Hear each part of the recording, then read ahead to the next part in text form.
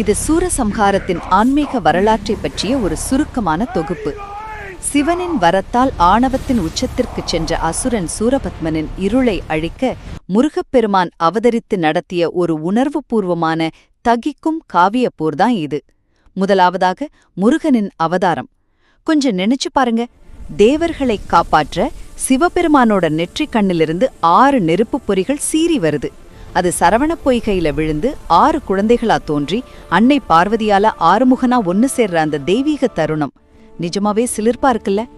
இருளை அழிக்கிற அந்த பரம்பொருள் ஏன் சுட்டெரிக்கும் நெருப்பிலிருந்து வரணும்னு என்னைக்காவது யோசிச்சிருக்கீங்களா? அதுதான் இதுல இருக்கிற மிக ஆழமான தத்துவம். இரண்டாவதாக இந்த காவியப்போர்.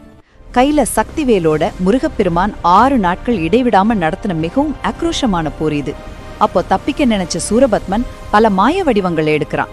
அந்த மாய வடிவங்கள் நம்ம மனித மனசுக்குள்ள இருக்கிற நிலையற்ற எண்ணங்களுக்கும் மாயைகளுக்கும் ஒரு மிகச்சிறந்த குறியீடுதானே. இறுதியாக கருணையும் வெற்றியும்.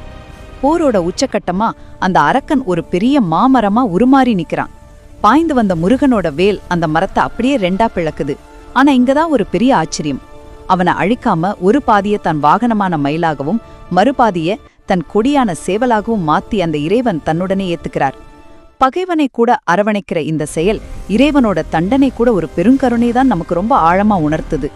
இருளை அகற்றி ஒளியை அருளும் இந்த சூரசம்ஹாரம் எப்பேற்பட்ட தீமையும் நன்மையின் முன்னே மண்டியிடும் அப்படிங்கிற நம்பிக்கையோட நிரந்தர சாட்சி.